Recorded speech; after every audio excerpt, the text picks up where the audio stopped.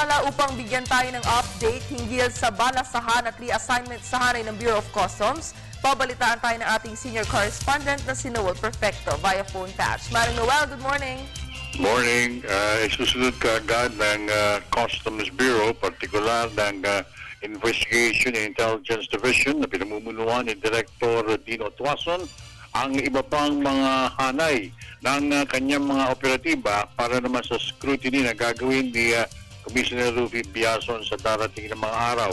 Ipinagdiinan ni Tuason ang lahat na ito ay base na rin sa nakalap na impormasyon at rekomendasyon na nagmumula rin sa mga pamunuan o mga hepe ng naturang mga dibisyon.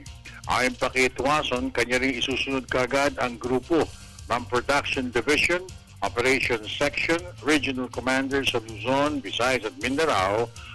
Kasama na rin dito ang 300 pa mga officers and men ng CIIS na maapektuhan ng reorganization.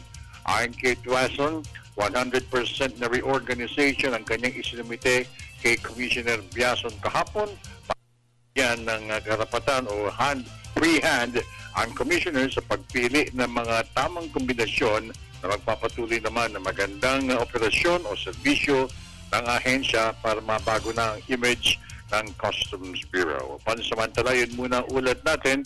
Mamayang umaga, tayo naman ay tututok sa iba pang seksyon ng Customs Bureau, partikular itong pagpapasara ng ibang mga loopholes sa aduana na ayon kay Biason ay pinagmumulan ng korupsyon.